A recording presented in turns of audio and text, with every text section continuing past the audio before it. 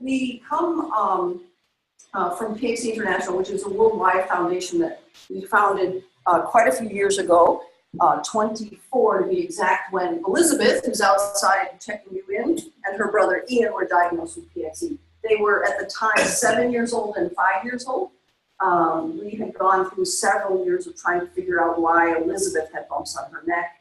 And like many of you, finally got a doctor who said, oh, pseudoxanthoma elasticum, which I'm sure, like every one of you, when you heard those words, what is saying is really more difficult than I can comprehend. Elizabeth and Ian, you just saw Elizabeth. I often don't have her with me, so I have a picture of her. Are both healthy, thriving, and have PXE. So they have skin manifestations and eye manifestations. In fact, Ian just had a baby, Maya. So another generation for us, and I was the doula for her birth, which in the U.S. is a person who was sort of a psychological assistant in the birth. So that was really a wonderful experience. So when our children were diagnosed, we called lots of other people to try to figure out what to do about this disease. No one knew anything about the disease, which is an experience everyone has when they go to the doctor. Even today, people say we don't know about the disease. Well, we decided that we needed to figure out stuff about the disease, and so we put together a biobank. Most of you have contributed to the biobank through blood years ago. And now, thank goodness, the technology is such that we just have to do saliva. We used to have a phlebotomist, and we used to be taking blood out of your arm. Again, those of you who came to our meetings, one of our first international meetings was in London. And so we were able to create a biobank, which gave us a lot of material for scientists to do research on. Some of you donated 4 years ago saliva. We still don't have results back from that study. It takes a very, very long time to do these kinds of studies, and particularly with no money. We have some really good fundraising going on in England, and that's thanks to Al and his family. Al's the guy that maybe some of you have seen doing crazy mountain man things and bike rides and running and everything else, and raising. Al, what did you raise last year? Yeah. Yeah, and also Chad's school was raised. How much, Chad? 1,000.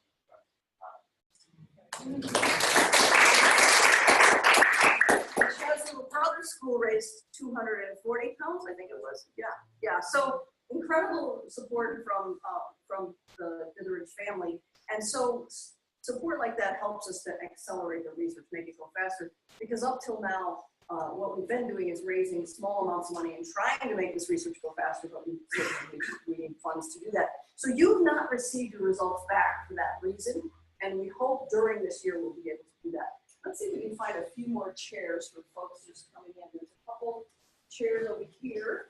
There's room on the bench. There's one more chair right up here.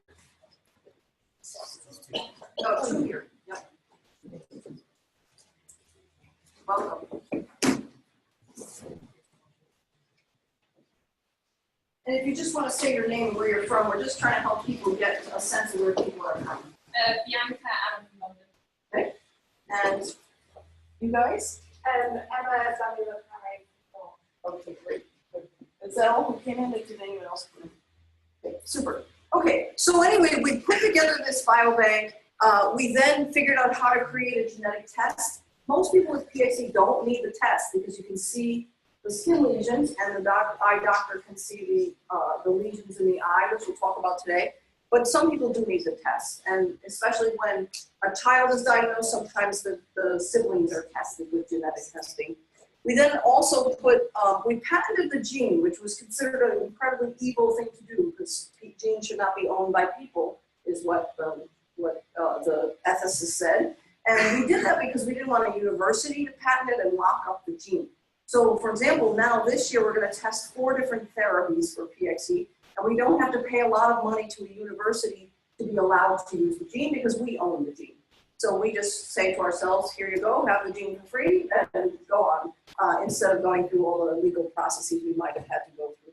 And then human clinical trials, we had 1 last year, and we think about 4 this year coming up. And then we are doing some screening around drugs and different molecules that might work with PXE, and I'll talk a little bit about those today. 20 years ago when I gave this talk, it was pretty sad to say 20 years from now we might have a drug, because that's how long it takes. When you start to get serious about a disease, it takes about 20 years. Usually takes about $1 billion to get that far. We've only raised $4 or $5 million, so we have a long way to go. Our hope is that we get close to a drug. We also get a lot of interest from a drug company or from other entities. The problem with that is rare disease drugs often come on the market for $600,000 US a year. You can't, no human can pay for those. And so we're trying to make sure that that part is also less expensive, and I'll talk about that as well. So what is PXE? And some of this is going to be very basic to some of you. PXE is a genetic systemic disorder characterized by mineralization of elastic tissue of the eye, skin, and arteries. When our kids were diagnosed 24 years ago, it was said it was skin or rheumatoid disease. It was connective tissue disorders. When it was said it was only calcium. It was all, they told us not to give milk to our small children. There were lots and lots of kind of misinformation out there. We now know that it's actually a gene that's expressed in the liver, and so it's causing this mineralization in the peripheral parts of the body. And this year and last year we discovered why. So that's really exciting for us too. So it's metabolic, meaning it affects the metabolism overall, since it's a gene expressed in the liver. So it's a more systemic disorder, even though we're just seeing most of the manifestations in the eye or the skin, it really affects the body. And the gene that we discovered, and my husband and I discovered it in a lab at Harvard University by borrowing bench space in the middle of the night working on this and teaching ourselves how to do it, because I have a master's in religious studies and he never went to college. I would put it in fire protection systems in ceilings of buildings. But we worked evenings and we had some young scientists coach us, and we found the gene. And it turns out the gene transports something out of the cell. And this year and last year we discovered what it is that it transports out of the cell. So how common is PXE? And I'll talk a little bit about that mechanism. We don't know how common it is because there's no surveillance registry. Like when you're diagnosed, someone doesn't write down that you've been diagnosed and send it off to an authority. The way, for example, if you have HIV, if you have tuberculosis, if you have polio, if you have smallpox, there's a registry all around the whole world for all those diseases because everyone wants to count where are the infectious diseases and what's happening. That doesn't happen for genetic diseases. And so there's some effort now in Europe and North America to put these registries together. We've kept a registry of you guys for 24 years, which is considered a gold mine to have that much information over all these years. And as people get newly diagnosed, they also get added to the registry. We ask you all to answer a lot of questions, and we know that's hard, but that's the only way we can get the scientists to pay attention to the disease. There are 7,000 rare diseases, and about 200 have treatments. And so scientists are interested now in looking at that other 6,800 diseases, but they want diseases with a biobank, and they want diseases with a lot of information about the people who have the disease. And so right now, of the 4,500 people we found in the world, 500 have answered the questionnaire. 4,000 have not answered the questionnaire. And we have now hired a young woman, Sam, who's calling people up and doing the questionnaire over the phone, which takes a lot of hours, and we have to pay her, not a lot of money, but we have to pay her. So if we can somehow get people to kind of, make the effort and answer the questionnaire, then we will have that information we need to go forward this year and in the future.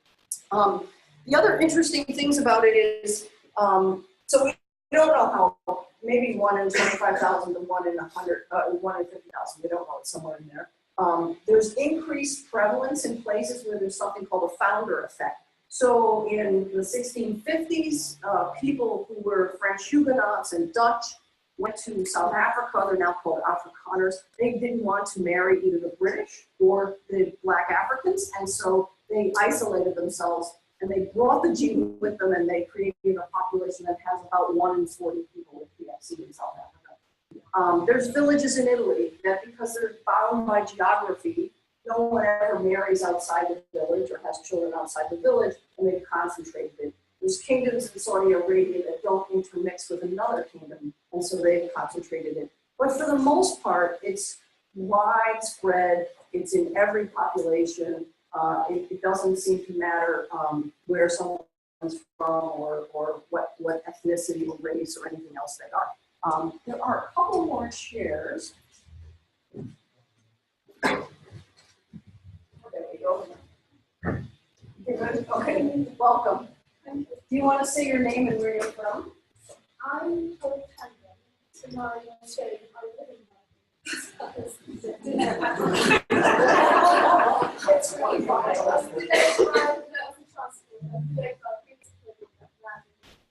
No worries, guys. No worries. We've just begun.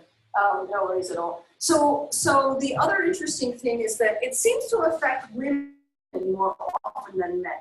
And at first we thought that's just because men don't go to the doctor and they don't join support groups. But when we asked everybody, name all your brothers and sisters, we still have more women than men, even when the women are doing the naming.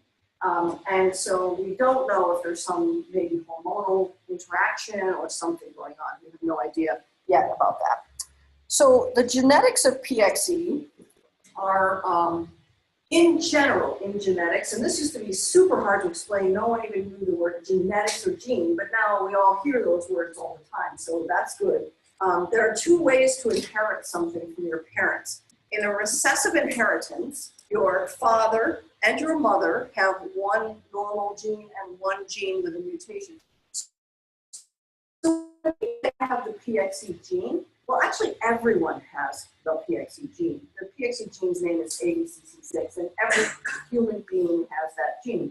Actually, all animals, all the way back to yeast in the evolutionary pathway, have that gene. The thing that's different is if you have PXE, you have two mutations, one on each copy of that gene. All of us have two copies of all of our genes, one from our mother, one from our father. And so in this case, here's you if you have PXE, because luck of the draw, you got the PXE ABCC6 gene with a mutation from your mother, and you got a PXE gene, ABCC6 gene from your father. And both of those were mutated, which means you don't have a normal copy of the gene. I, for example, am this mother.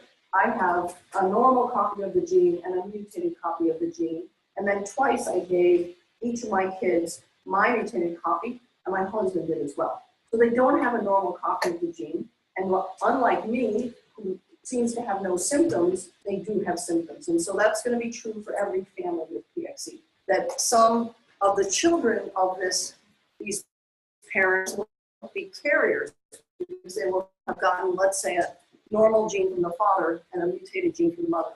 Another kid a carrier, and then some kids will wind up with two genes with no mutations in it and don't carry PXE either. And so what happens when you do one of these Punnett squares is you see you have a 25% chance of having a child with PXE if the mother and the father are both carriers. The other way that genetic diseases are inherited is called dominant disease. And in a dominant disease, all you need is that one mutation from one parent, and you get the disease. And examples of that are like Huntington's disease. If one parent is affected, then a child can certainly be affected, and there's a 50% chance that the children will be affected. So in all cases, PXE is recessive. Now, a few times people will say, but my mother had PXE, or my grandchildren have PXE. That is likely because somebody else came into the family carrying the gene as well, carrying the mutation in the gene as well. So in all cases, it is a recessive disease.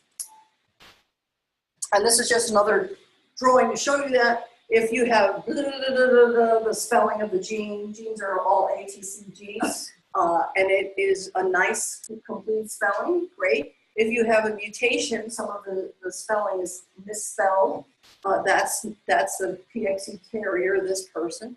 And if they have these two options, they have no disease. But if in fact they have mutations, both genes have misspellings, then they have PXE.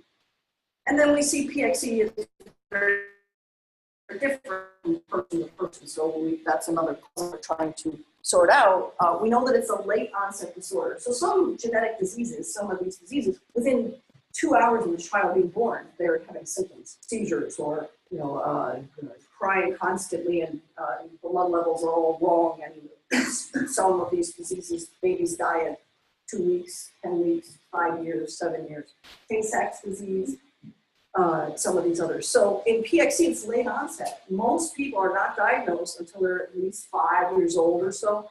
Another batch of people diagnosed around age 20, another batch around 30 or 40 when they might lose vision, depending on how it presents itself. And so it's considered late onset, even if it's above like age 2, because it isn't a newborn disease the way most of the genetic diseases are. There's a lot of variation in and between families. So if you have a sibling with PXE, you might notice they don't have exactly the same course of disease you have. My 2 children, Elizabeth has a lot of skin manifestations and a lot of angioid streaks in her eyes, and my son Ian has very little, very light skin manifestations and some angioid streaks. We have twins who have had very different disease. One lost their vision, the other one did not. So we know that it's highly variable, and we think environment has a lot to do with that, and I'll talk a little bit about that. Obviously, it's different from family to family. So what we're finding is that this variation is interesting, and it might help us decide, are there other genes involved? Okay. And then there's no association that we can find. Thank you, Lydia, for your service. Thank you, Karen, for your service. There is no association that we can find between the mutation and the symptoms. So we thought we would say, oh, you know, you all have this mutation and you have this mutation, and so you are going to have different symptoms than you will. And we didn't find that at all. So we're still trying to work on that. And now what we're discovering, and in fact, a lot of the saliva we're collecting now, that maybe somewhere between 2 and 5 or 10 genes are all interplaying with one another. And they're very complicated interplaying, and we're trying to figure out, so if we can figure out how to fix one of those genes, not necessarily the ABCC6 gene, we'll be able to find a treatment. So that's another way we're going. And so yes, in 2000, so it took us, our kids were diagnosed in 94, it took us 6 years to be able to find the gene even, and here we are all the 18 years later and still not as far as I would like to see us be. And so the gene is in something called the ATP binding cassette. It helps ATP be released from the liver cells, and this is super important, and we just discovered this. And without it, pyrophosphate is low. So we finally discovered what is not working in the body of someone with PXE. It's that this substance called pyrophosphate is low. So that's interesting. I'm going to talk a little bit more toward the end of this time about what we might be able to do about making pyrophosphate higher. But that was great for us to figure out. And this is just a cartoon of ATP pumping out of the cell. This is how it pumps out of the cell. Again, it's just a cartoon. I'm going to apologize, by the way, too, that this is small. We had hoped to project large on the wall, and there was technical difficulties with that. So here we are. This slide set it has been recorded, and we can send you the link to the recording so you can watch it at home in your pajamas. And so what we're seeing here is how it would work if the pump was working. And people with PXE, this pump is not working very well. Now, in some cases, it's just working slow. The pumping is slow. In other cases, the pump isn't working. And so those 2 different ways of creating PXE. So PXE is diagnosed a lot by clinical examination of skin lesions. So lots of you by your neck or underarm, noticing lesions in those areas.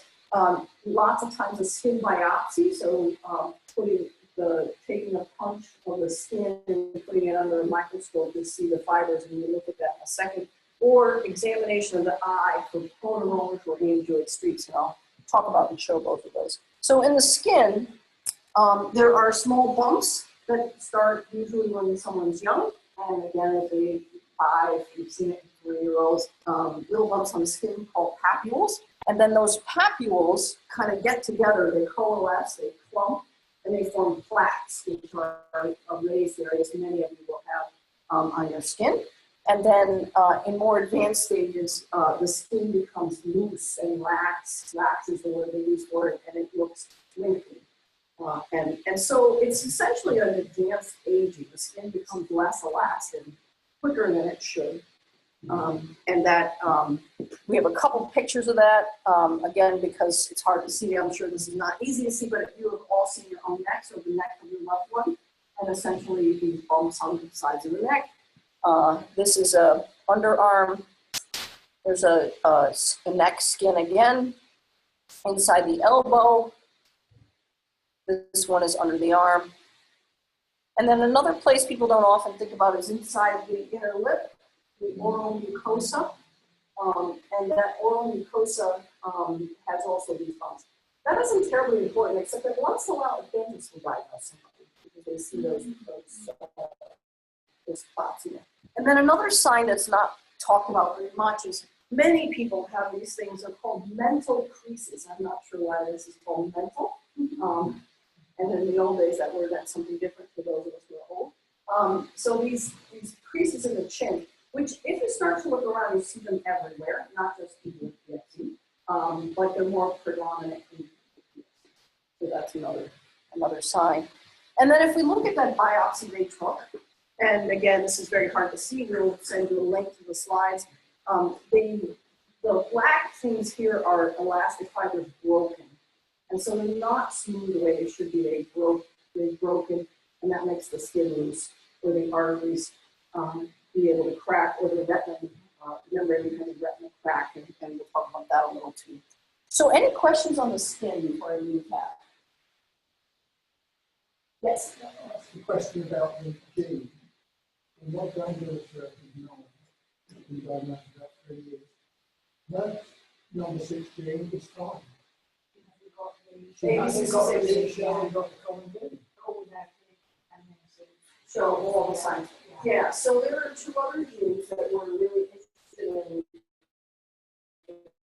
examining in people that we can't find mutation in. Now, the other interesting thing is the test is only 80% accurate. So it's possible that the other 20% that they're not able to see in the gene is where they're mutation. So the jury is still out on that part too. If you've got no fault in that gene, is she still right to benefit the same as anyone with the fault? We have not been able to determine that because people have mutation in both copies of the gene and never have any vision loss and no skin signs. And people have both and progress very quickly.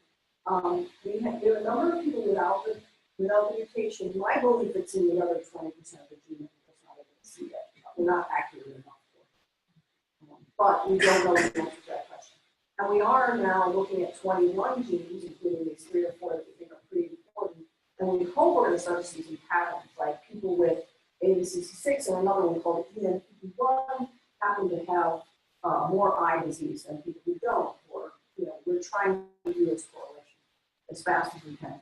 We can't do the correlations until we get more than 1,000 people in this database of clinical information. And it's like pulling teeth to get people to answer our survey. They keep saying, you already have 500 people, you don't need me. But we do actually need it to many of the 4,500. I got my genes tested, I went to it. Yep. See, Yes. So I had a full workout. Yep. How do I transfer my data across? Yes. So you ask them for a copy of it, and then we can send it to us. That's nice. Yeah, great. Yep. Question. Yes, sorry, because the audience can't. Yes, the audience online, I'm sorry. So the first question was about if it's an ABCC6, no mutation in ABCC6, then what does that mean? And will the progression be the same? And the answer basically is we don't know, and it could be that the mutation is one we haven't yet discovered, or that there's another gene involved. And then also, if you did have a genetic test, we definitely need that information. We have been collecting worldwide all the test information we can, but in case the person testing isn't sending information to us, you can do that by asking for a copy of the information and emailing or mailing it to us. Yes? Yes. Yeah. So that finishes skin. And now we'll look at eye, which is the most common and often most interesting. Used to be the most devastating, and thanks to the work on macular degeneration, we're seeing a lot more hope around different ways to deal with the eye. And so the major eye manifestations are photorange, angioid streaks, choroidal neovascularization, a hemorrhage, and scarring. And I'll talk about each one of those. So the first one, peau d'orange, for those of you who also speak French, know it means skin of the orange. And basically, it was named that because it looks like the skin of an orange. So it's a kind of mottled, bumpy look. And it's the very first sign of PXE. It's often missed, though. Lots of people don't go to ophthalmologists. It just isn't part of a general workup, and so it's missed until somebody has one of the later signs. But this is one of the first signs of PXE. But where is that? What is that? That is the back of the retina. Yeah. So there's a membrane behind the retina called Brooks membrane, and it starts to get this pebbly look, essentially. And again, another picture of it. It's really hard to see, and again, we'll send you these slides, but it looks like an orange skin because it has kind of that variation in color.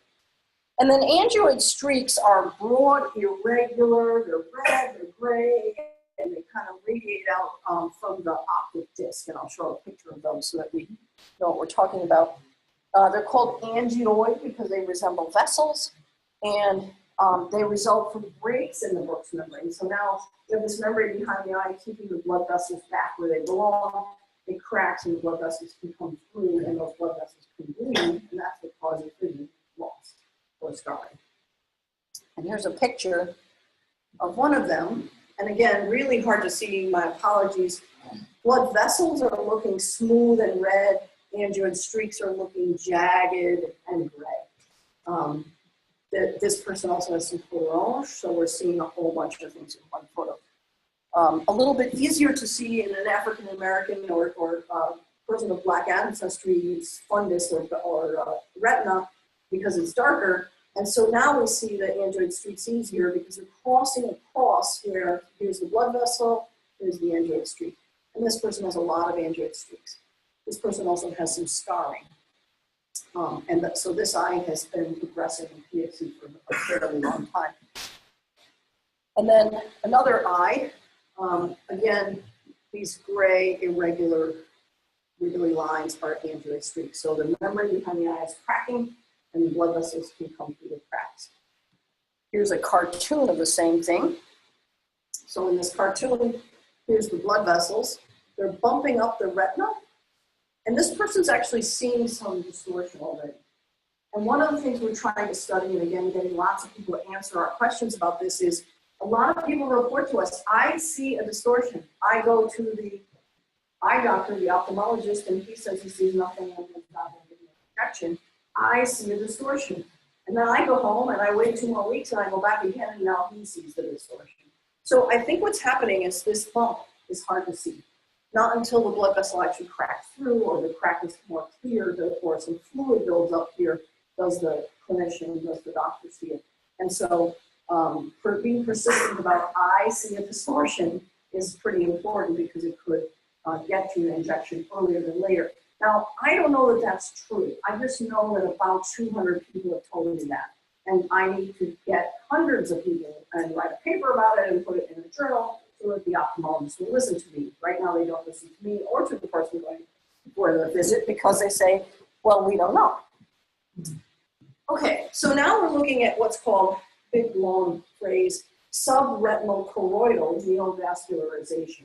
And in this case, what we're seeing is that now we've gotten some bleeding. This neovascularization is actually some proliferation of the blood vessels, so we're getting ready to get to some bleeding, and it's below the retina still, so it's that bump that I just showed you.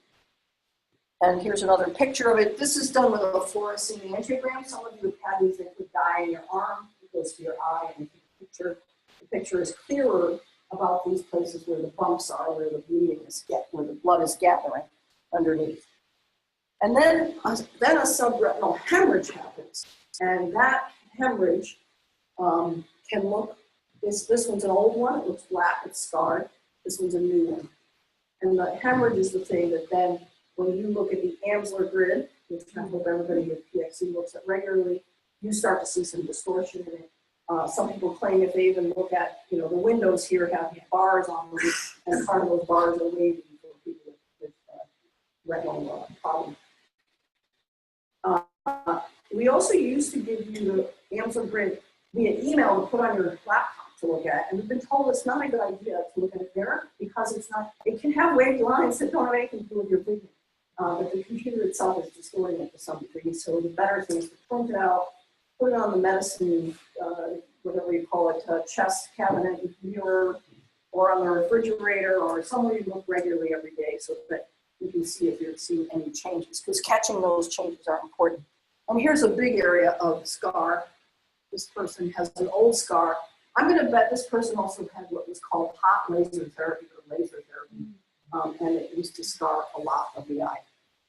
So the ways to manage the eye disease is prevention is the first thing, early detection and treatment. And in prevention, a diet rich in antioxidant vitamins has shown to be true to prevent, to prevent, but also to not accelerate PXE manifestations in the eye. And this work was done in macular degeneration in general. And so there are a bunch of vitamins available now in the pharmacy. You just go in and say, I need the eye vitamins, and they have many manufacturers now manufacturing a set of vitamins. And zinc and vitamin C and all the antioxidant vitamins. And then sunglasses. Wearing eye protection to keep the sun off the eye has been known to help everybody. That the sun on the eye it degrades the retina really fast. Avoidance of smoking. It's really hard for people who smoke because smoking is, in some sense, not a choice because it's an addiction and there's a whole other cascade of events there. But not smoking is really important. What we did see in the few people we studied, in the 500 or so, is that you will have eye damage about 10 years earlier than people who don't smoke. So that's pretty serious. There's a whole host of other reasons we all know not to smoke too, about lung cancer and coronary artery disease and all sorts of stuff. But this is another reason why giving up smoking is important. Avoidance of the Valsalva maneuver. So those of you who are on Facebook, you see these conversations about, I want to go to CrossFit, I want to go to the gym, I want to lift weights, can I? And the answer is yes, but don't do the Valsalva maneuver. So that's a maneuver where, and you all have experienced this at some point in your life, it's a heavy box and you're picking it up, ends up feeling like you're bulging, then what you're doing is putting a lot of pressure in your eyes, and that could cause a bleed. So avoiding that move, breathing, not lifting such heavy weights to start with, those kinds of things can really make a difference and allow you to exercise. And then protective eyewear. So the number one cause of eye damage in the world is being hit in the eye by a ball, a rock. We had one person, an apple core, a lunchroom hit him in the eye. Those cause all kinds of damage to the eye, but in people with PXE sometimes can accelerate bleeding. So staying away from a sport where you're going to get hit in the eye unless you're wearing protective eyewear. So my son played basketball, but he wore goggles, the protective eye goggles. That's kind of common sense, and lots of doctors are suggesting it anyway now. Certainly racket sports like squash or tennis or whatever, making sure that there's protective eyewear is just common sense now for that. Oh, sorry, I was one slide behind. Okay, and then early detection, we're looking at a comprehensive exam. So when a person's diagnosed with PXE, we recommend right away to go have your eyes examined. It's not fun to have the skin manifestation, but very quickly for most, it becomes less important than the eyes. And so making sure that an ophthalmologist has examined the eyes is important. Regular use of the Amsler grid, we talked about that. Here's a picture of an Amsler grid. I think probably, has everybody seen an Amsler grid before? Pretty much. And then here's an Amsler grid and how it might look if you had PXE distortion or macular degeneration distortion. You might have an area on the grid that looks wavy. And again, that's true of lines on the floor, lines on the walls, wherever, graph paper. There is a new vision tracker that's on the phone. I was waiting for somebody to make an app for this, if an app for anything. If you go to myvisiontrack.com, you can get it. The problem with it is, it's not a problem, but it's actually an FDA, Food and Drug Administration approved device. It's not yet approved by the EMA in the European Union or Europe. You need a prescription. You can download the app and look at it. You need a prescription to use it. And basically what it's doing is having you track every single day where you see distortion, and it measures where you see that distortion and reports it to your ophthalmologist. So very cool tool, but again, you need a prescription for it in the US, and I don't think it's available in England yet, or any of the UK or Europe. Okay, so treatments of the complications are these. are these. The first one is anti-angiogenesis therapy. Those are injections of Lucentis, Avastin, Eylea, and there are about 200 more in development right now. So lots of time stuff people are working on. They take capsules and get an injection and so on. They used to use laser therapy, photodynamic therapy, and steroid injections. Also retinal transplants, all kinds of things. None of that's used anymore, and only this is effective. Now, it's not unusual that I hear somebody say, but no, my doctor's still doing laser therapy or photodynamic therapy. Really talk them out of it or go to another doctor. And I know that's not easy in various health systems. The NHS may not approve you going to someone else. We can write letters, we can have people in England write letters, or other parts of Europe. It's really important that you get this treatment and not any of these treatments, because we know what those don't work. We should also be grateful that in North America and Western Europe, it's available. It's not available in Eastern Europe, Africa, South America, or Asia, and that's really a tough thing because they still are getting laser therapy. So in 2018, the state of the art is use anti-angiogenesis therapies. The medications are currently used off-label. That's sometimes a problem. So even though you can get it, sometimes the NHS won't pay for it.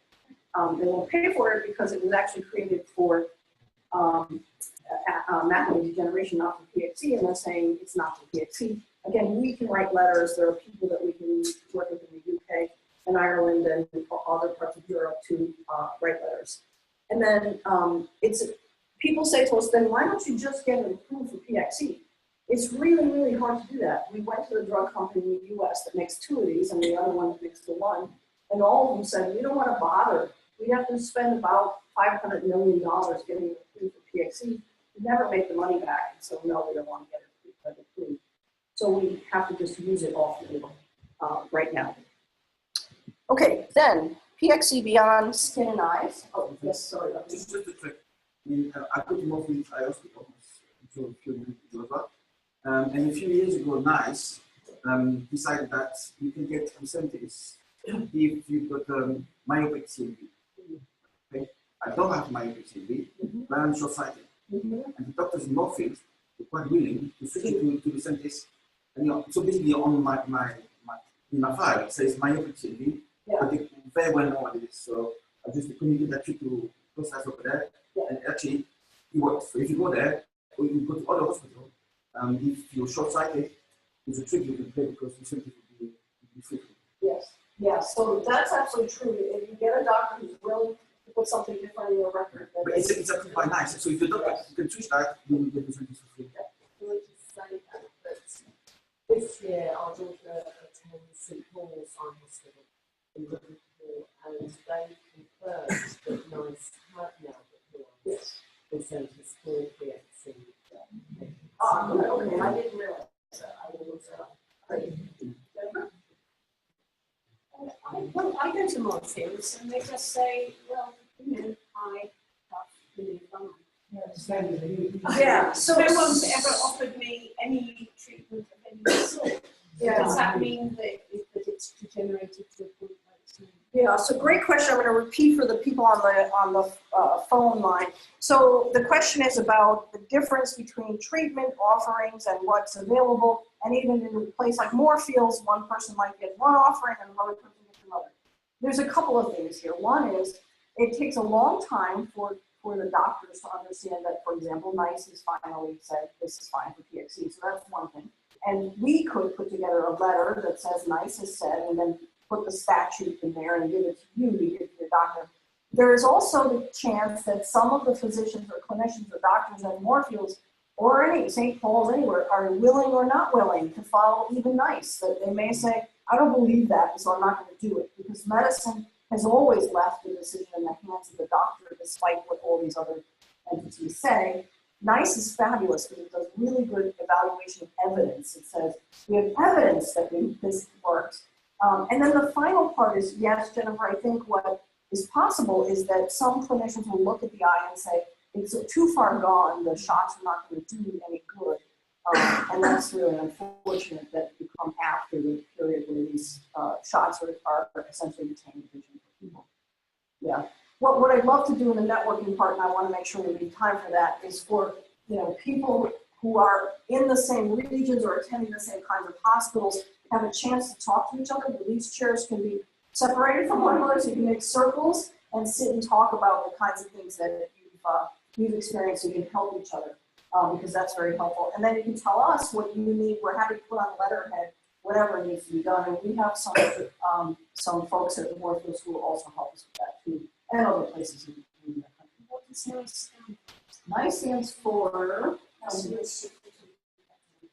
National Institute for Clinical Evidence.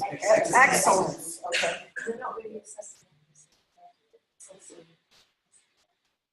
Okay, NICE, yes, and because I was involved in one other NICE evaluation, they actually do look at evidence too, because in order to decide whether something's cost effective, they have to decide is it efficacious, yeah. But it is education. Yeah, Yeah, even if it's education, it isn't. exactly, yes, yeah, so, and that's different than in the US. We don't have an assessing body like that, so often the US will follow NICE, because NICE does a nice job. Sorry, if you have that. Can I just say that I received it, so I'm happy to maybe. Yes, so, great. So when we get to the networking part, we'll have maybe a corner over there where Erin's standing now, create a circle and talk about actually getting the treatment, not including Erin. She doesn't know anything about treatment in Europe. Okay, so now we're going to talk about the cardiovascular system. And so, see, back to this story of PXE is a liver disease, that then this stuff is not being pumped out, ATP, and ATP is not increasing the level of pyrophosphate in the blood. And with low levels of pyrophosphate, I'm so happy we can tell this story like a story now. It used to be, I don't know why, but now we know that low levels of pyrophosphate cause peripheral vascular disease, sometimes coronary artery disease, sometimes hypertension, and sometimes cerebrovascular disease. One of the puzzles with PXE has always been, we don't see mineralized lungs, but that's because they're not peripheral. So what's happening is there's enough pyrophosphate for the lungs to have what they need, but then when that blood gets into the periphery, that blood is really low pyrophosphates, and so it's not able to deliver the protection that people without PXE have, and so we get these various things happening. Let me just check if I have, okay, and then just to add to that, there is, well, I'm going to go back. So in each of these, there are some treatments, and there's some preventative ways of working with them. Peripheral vascular disease, as soon as it starts, and I think it starts age 3 or 4. That's when I think it starts. It gets kind of serious around 20 or 30, and then very serious for some people, not everybody, 50, 60 years old. It's gradually, very slowly building up. One of the most wonderful things about this disease is it's so slow. So that both means if we find a treatment, we can slow it down. And the other is that we can have some impact on it. So the impact here is when a person has peripheral vascular disease, more exercise is super important. Not only is more exercise important for those arteries, because those arteries actually find new pathways for that blood. And they clean themselves out, they rebuild themselves. It's pretty amazing how regenerative the arteries are, but you have to do it. One of the problems is people don't think about it until they're 20, 30, 40, 50 years old, and it really hurts when they stand up and try to walk a distance, and so they sit down again, or they decide to take a scooter, or they decide to have the car parked in a handicapped parking spot so they're close to the store. That's the worst thing, but you're back to the chicken and the egg. It hurts, I can't do it, and it's getting worse. So what we recommend is that you do see a vascular doctor and say, could I have one of the drugs? There are drugs that help the blood go through the arteries easier, even for a short time, so that I can get up and start walking. And then adding walking regularly, some 30 minutes of walking a day, at a reasonable pace, not even a really vigorous pace, and then eventually maybe vigorous, is really important. And it's going to be the most important thing to keep vascular and cardiovascular health going. So the symptoms are that after walking for 1 or 2 or 3 minutes, there's immense cramping in the calves. And for people who do things with their hands above their head a lot, like a hairdresser or a person stocking shelves, the arms. Yeah. So both of those are solved to a great degree by it. And perhaps Al will coach everyone. Al runs miles and miles and kilometers and kilometers. Yeah. So you just have to keep Chad running. Yeah. And then the rest of these, again, we don't know a real lot about them because we don't have enough people answering the questionnaire and sending us the records. But we think there's a slightly elevated increase in coronary artery disease, but not much. Coronary artery disease is very common. I mean, you all probably can name someone in your life who's not related to neighbor or whatever, who's had a heart attack or had some kind of heart problem, because it's very common.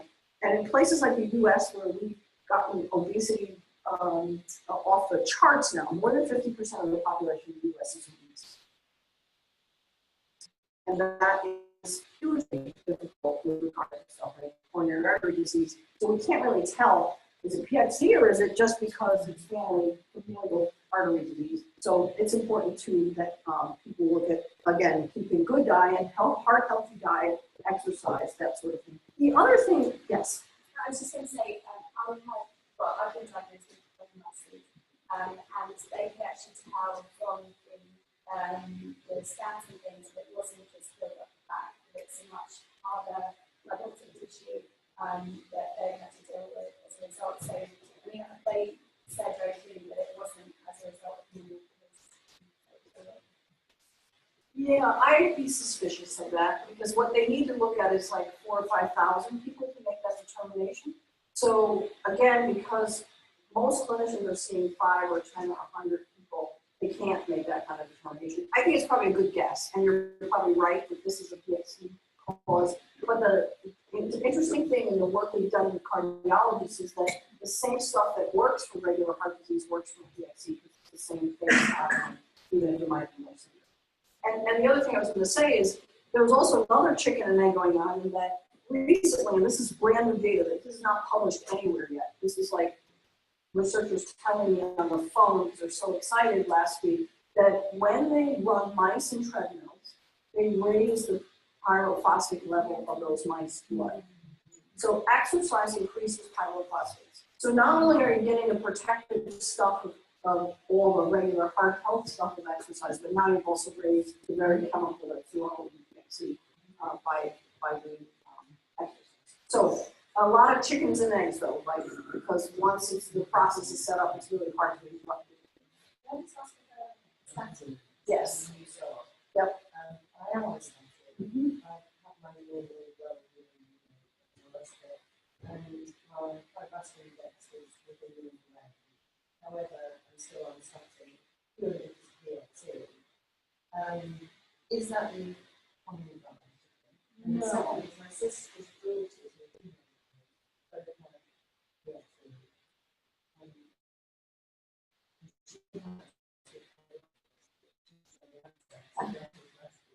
Is what's the state of you about whether, if and when we should be doing Good question. So the question is whether or not people with PXE should be on statins because of PXE, not even because of maybe some heart levels or indicators or tests. And that's a very interesting question. There are people now who are studying statins who say all of us should be on statins, every single person.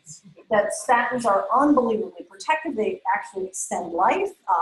This incredible kind of sea of research coming out that says they're amazing, they're miracle drugs. With any of those, I'm wondering, after we're on statins for 50 years, will we find something wrong with that, like women taking estrogen for menopause and then we find out it's cancer causing, or men measuring PSAs and getting prostate surgeries they didn't need. So I think, again, it's a place, and we're lucky that NICE and there's a couple other evaluation sorts of agencies that are looking at, should we be paying for this much statin? Because this is a big, there's a lot. Now there's generics for statins, so they're not as expensive. So my answer would be, if there's evidence of cardiovascular disease, a statin is a good idea. Once you have normalized all the levels, then it's sort of a personal decision because there's no evidence yet. Although, again, there are papers, I did look at this a couple weeks ago, that have come out from researchers who say, no, stay on the statin. And even everybody over 50, the way they used to say everybody over 50 aspirin take statins. You didn't say sorry.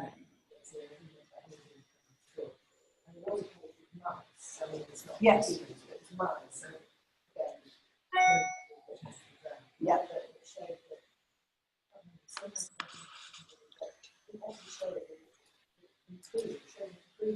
In the mice. Yes. Right. But that they were healthier, that yes, and that they had reduced the calcification.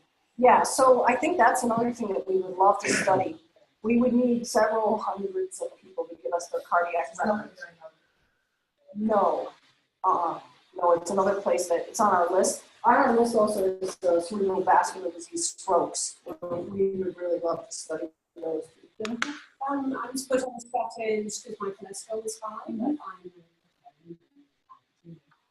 very surprised about it. Is there a correlation between my cholesterol? There is not.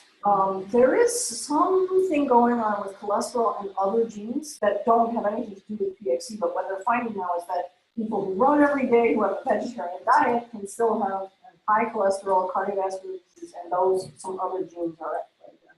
Because I noticed a lot of questions in your survey about cholesterol. Yes. So I just We want to study that thoroughly. So far, the preliminary data is showing no correlation, but we do want to study that. Yeah. Yes. Oh. When you try to put us back into groups, and I say, no, I will exercise the way that is running and sweating. Yeah.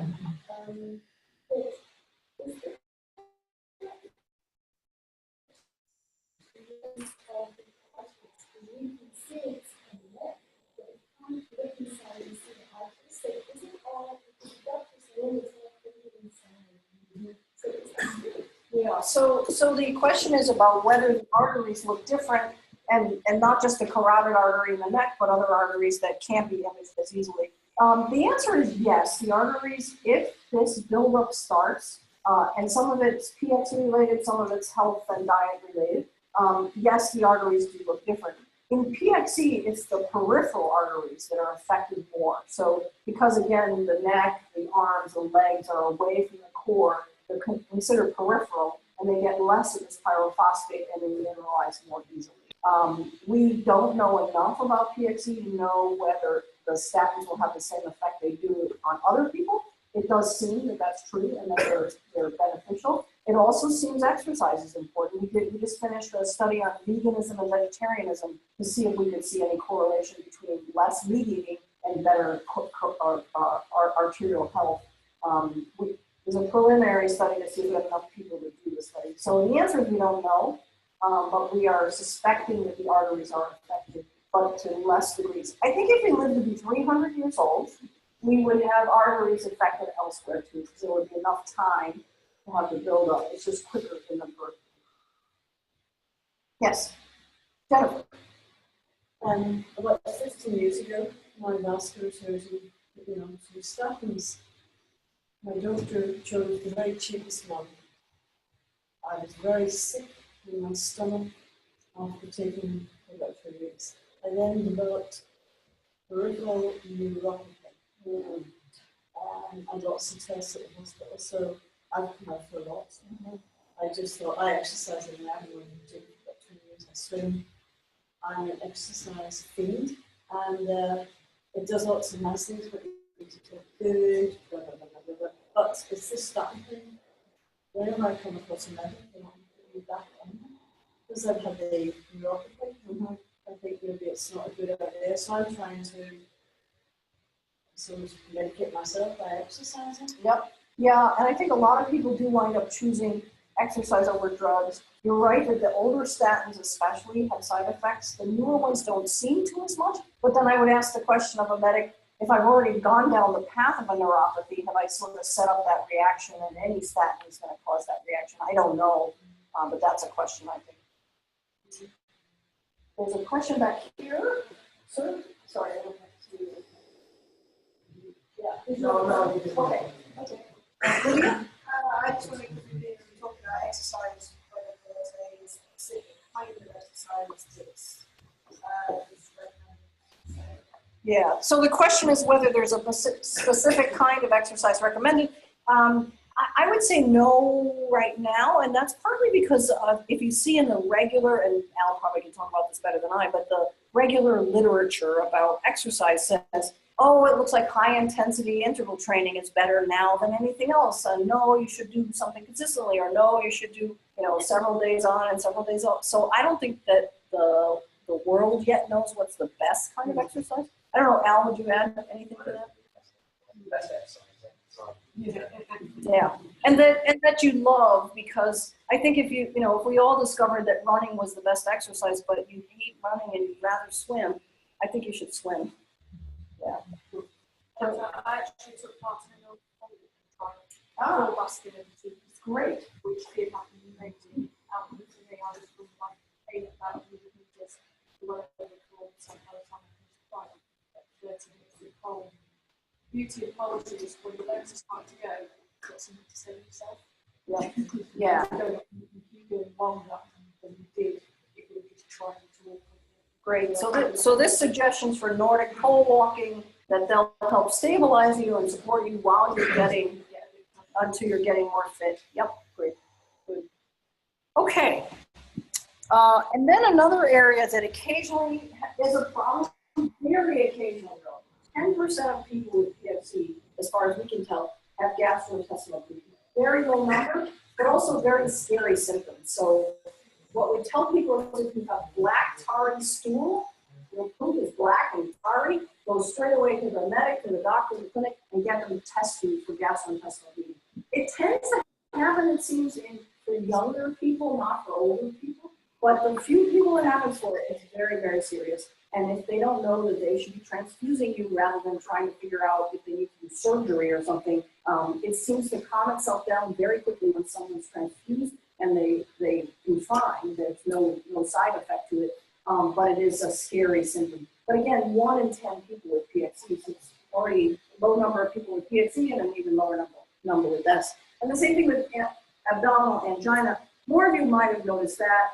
It's cramping in your belly after you eat. And the idea is the blood vessels are the same thing as your legs. You're using them now because you're digesting, and they're cramping because they don't have enough blood flow that they normally would. Again, not a terrible symptom, but uncomfortable. Some suggestions for it. You obviously can't exercise your abdomen in the way you would exercise your legs, are to more slowly and smaller meals, which again is another. I mean, basically, if people, all of us, did all these wonderful things, we'd all be very healthy, even with PXE. So it's helpful in that way that it's a slow. Yeah, so that's a great question. Can the symptoms of abdominal angina become confused with inflammatory bowel disease? They could, and so I would actually go to a doctor or a medic who knows inflammatory bowel disease and distinguish between angina and bowel disease, because those are going to be different. Yeah, they can be confused though. Okay, so where we are in 2018, yes, sure. Yep. Would it make you sick?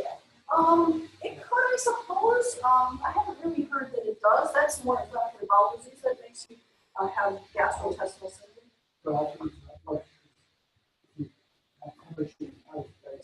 Oh, yes. I'm sorry, I thought you meant the angina. If you have a gastro bleed, you'll be very sick.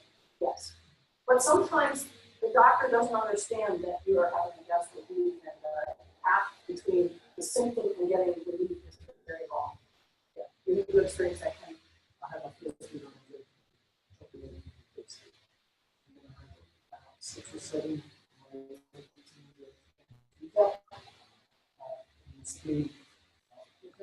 Yeah, and that's typical. I mean, again, this is not typical, but when it happens, this is a common way, is that a person in their late teens, early 20s, doesn't seem to happen when people are 30, 40, 50 years old. I don't know why.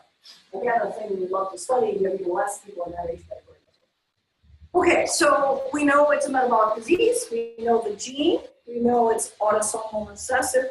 We know the pyrophosphate levels are low, and we know that anti-angiogenesis, these injections, are the best things to do. So then we have to look at, so what are we going to do going forward? we need to test many more people for pyrophosphate levels. So I'm going to tell you a little story about the pyrophosphate levels that are kind of amazing. So the year that we discovered that it was pyrophosphate that was low, we were working with some researchers that we fund in Amsterdam, and we went straight away to them and said, okay, so if this pyrophosphate level is low, let's raise the pyrophosphate level. This is easy, right? And they said, no, when humans eat pyrophosphate, they don't metabolize it. It just gets waste, comes out as waste. So we can't raise it because it doesn't work that way. So we need to figure out, can we make an injection that goes straight into the blood? Can we go through all these machinations? So one of our other researchers who in Hungary, who we fund completely too, said, I'm just going to try to drink it and see what happens to my blood level. So he measured his blood level, drank it, and measured his blood level. And I even went like this. His blood level went up. Now, this is a substance that was approved 50 years ago by the FDA and the EMA because it doesn't affect humans. And pyrophosphate is found, huge amounts of it, in cheese, sausage, chocolate, anything that you need an emulsifier to stick stuff together. Food, they use it all the time. It's called a food additive.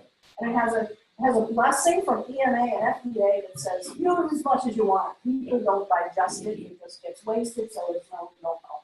So our Hungarian researcher shows, no, actually your blood level goes up when you eat pyrophosphate. Now he took pyrophosphate, stirred it in a glass of water and drank it, straight pyrophosphate.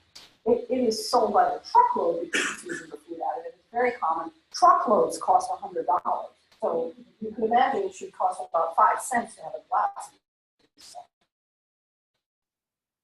So it's interesting to us, but one person is never a good study. So he fed it to everybody in his lab. Now, in Hungary, you could do that with no permission of anyone. You can't do it in the UK, you can't do it in Europe, you can't do it in the US, unless it's here. So we said, great, we're really happy about that, and we need to do a study. So we will be doing a study in the US this year of just like 20 people to see if people with PXE rate it and have their blood level go up. Meanwhile, and then if that works, we're going to do a very big trial in many nations, so there will absolutely be an opportunity for you guys. But meanwhile, we said, well, let's get back to our mice. We have all these mice who have PXE because we gave them PXE. And let's see if we put it in their drinking water, what happens to them.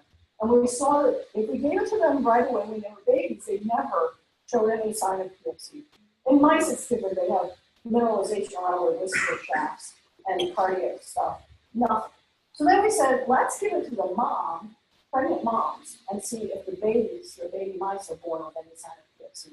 And again, no sign of PXE if the mom is drinking pyrophosphate. So clearly for us, the chance here is that we find out whether or not people with PXE blood level gets raised to the pyrophosphate dose. And then if it does, how much pyrophosphate do you have to drink? How often? What will it look like? And so our hope, and this is this is a fantasy story right now that I'm telling you, because this is not how things go. But my fantasy is we do the trial in Philadelphia with 20 people. We show FDA and EMA it's safe, nobody got hurt, everybody's still well, and their blood level did go up. And then we do a full-blown real study. Now to do that, it would be a study like the one we did on magnesium in New York City, where people would go to the doctor for a baseline. They'd get carotid artery checked, they'd have a skin biopsy, they'd have your eyes imaged, and then you would take pyrophosphate over a certain period, come back again, do that all over again. The thing with PXE being so slow is fabulous, but also it's so slow, it's hard to show that there's a change. My problem with studies, so there's a new study out of the Netherlands, yes, that they studied something called bisphosphonates, which you give for osteoporosis. And they did it for 1 year and then another year follow-up. In that time, you cannot tell whether or not a person's body has changed as a result of anything. So same thing with our magnesium trial in New York. In that time, you all know that it's, let's say 2008, 2010, no change in your eye. Was it a drug you took? Probably not. There just was no change in your eye. 2010, 2012, lots of change in your eye, making this up.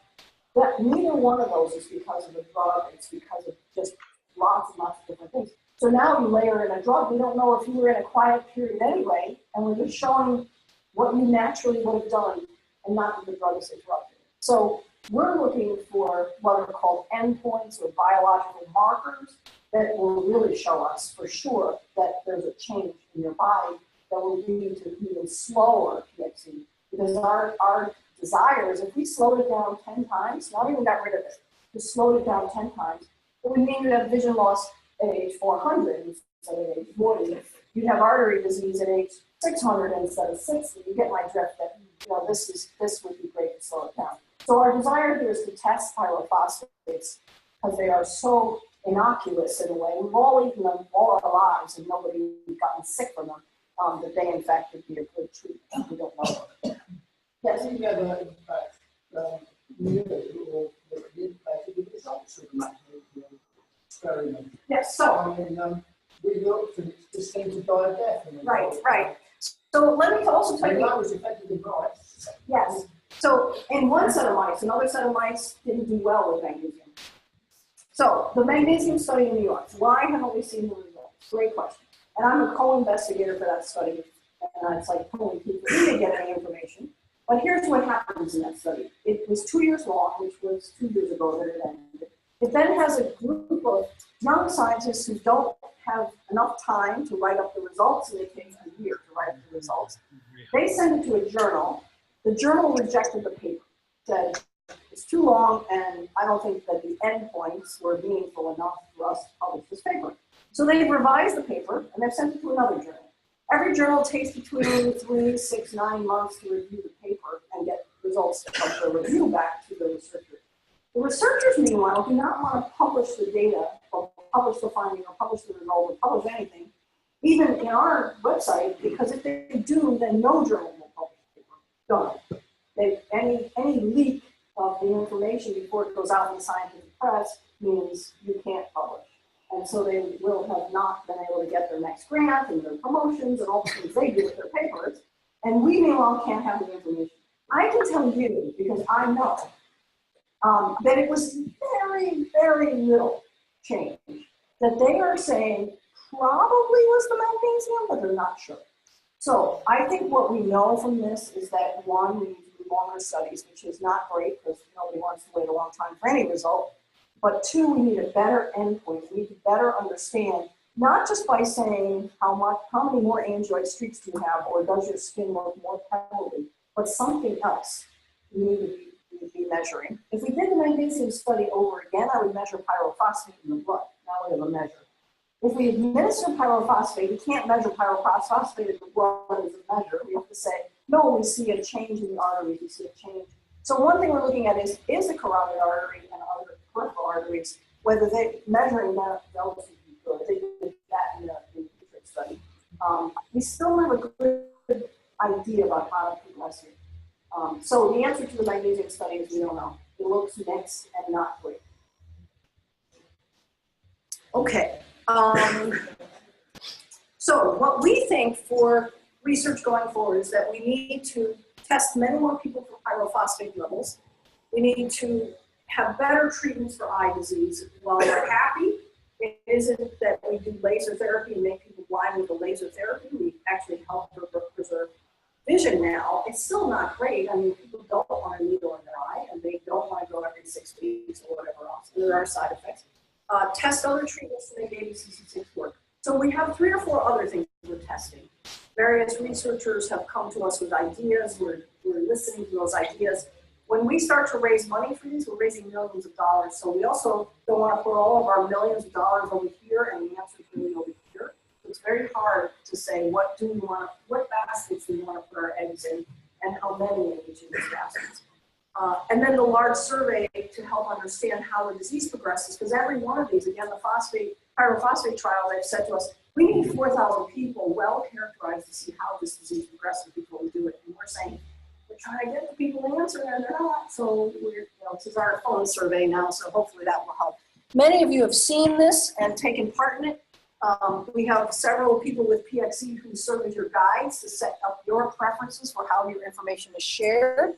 And then you just click sign up, take the survey, and then we can use the data that comes out of the survey. You have several researchers looking at it for a whole variety of reasons. You can find all of that on our website at pxe.org, which I'm sure many of you have seen. Either that or the Facebook page. Lots of people like to just come to the Facebook page and not bother registering at PXE International. But we're really, that's where we're going to be giving information. And given the recent Facebook, I'm not sure it's the best way for us all to communicate always, so we want to keep connected to people through our website as well. So that's all I have for a formal presentation. I'm happy to take more questions, and I do want to leave a little while for you guys to have some coffee. I'm going to come back on some big noise, and then juice, and then also to talk to each other. Yes. I noticed on Facebook somebody mentioning that the liver lumps, which they have sent for a diagnosis of PXE. Yeah. How did they find out that this was PXE? Yeah. So I did see. Right. Right. Yeah, I saw somebody say they had some kind of lesion or lump on their liver. I would be highly suspicious of that and not attribute that to PXE. Well, I can do that. I was sent to get Dr. Banaka. Yep. So then I got to do blood scans every organ, including the liver. Yep. And they found some mineralization on the organ. So that's different. Because they were looking specifically for that. Yes. So the liver was affected, and Yes. they put me to PXE. Yes. So every organ has mineralization. Every organ. But lumps on the liver, no. If I had that, I would ask for further scans and worry about cancer and some other things. Yeah. And the problem you will find is, because I went to the doctor, he's a geneticist, so he knows Right. what to ask for. If you go to the UK, ask for someone scan your liver, you might not know exactly what's going on. Right. Mine would be that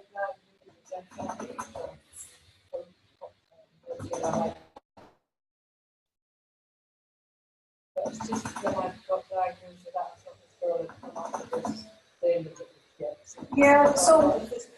So if we cataloged everything everybody says is PXE, in the office we have kind of a joke that, pink toenails that turn green at night are PXE. Yeah, and I would rather, we had one dramatic example of why you should not blame PXE for everything. We had a young man in Canada, he was 30 years old, two small girls, this is 10 years ago. He said, my stomach's really hurting. So what do? I said, go get a workup. He went in, told the doctor, I have PXE. The doctor said, I don't even need to look. Your stomach's hurting, PXE, go home, have fun. He died about 2 months later of stomach cancer. Nobody checked him because he and they said, it's PXE. So I always say, no, have the medic, have the doctor look, and don't just blame PXE. In terms of the treatment we had up there, when we went to the eye hospital, we looked at the daughter, which was thought by the you're saying eventually the answer to all this is gene therapy. Now, they're getting to a stage where they can inject. The problem is getting the funding. So many other diseases with the more type of PXE. You need for the case to get the funding.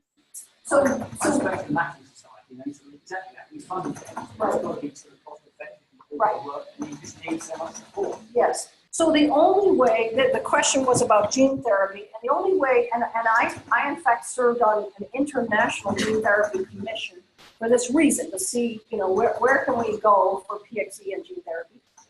So the only way it will ever be funded is by PXE International. Just like everything else that's been done, except for the Utrecht study, all the other studies ever in the last 25 years have been PXE International. Well, is it something you would fund? Yes. So I should tell you, that's another avenue we're looking at. It's again one of the baskets, and we're looking at, do we put the eggs in that basket, or do we put the eggs in the pyrophosphate drinking something basket? The gene therapy, there's some issues with it, and that is getting it, it would have to go to the liver, and that's fine. Or we're also looking at a gene therapy to the retinal cells in the eye, see if that would interrupt the bleeding.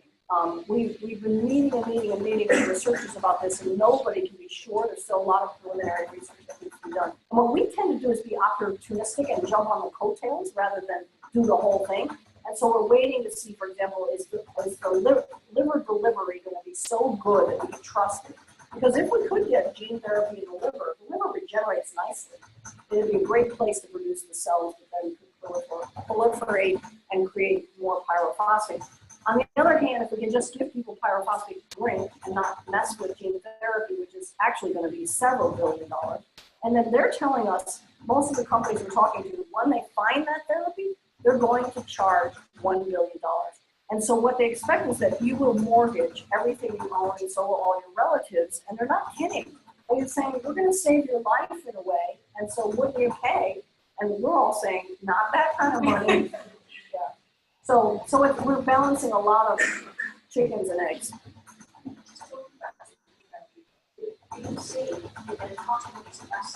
Yes, yep. They use 3 people, one in television, dentist. Those two start Yep. Yes. Yes. It seems magical. Yeah, and I think we're going to see a lot of that. The issue, though, is in macular degeneration. The gene that's messed up is ABC. It's in the same family. It's ABCC7, I think. Or that might be, I'm not sure. Anyway, the gene that's messed up is expressed in the eye. So you put the gene in the eye, it works better, and you quiet macular degeneration. In PXE, the gene is expressed in the liver. So it's this whole systemic cycle that we need to quell. And I think we're going to attack it from both ends. Have gene therapy, that's probably going to take 20 years and billions of dollars. And have pyrophosphates, which I hope we're going to take $500,000 and we'll have in 5 years or 4 years. Okay, let's do this because you guys have been sitting a long time. The room is very hot. This is sort of hot water. It's very noisy water. Why don't we have people who are interested in discussing NICE and the approval of the injectable drugs? You guys maybe that back corner, you can get the chairs around.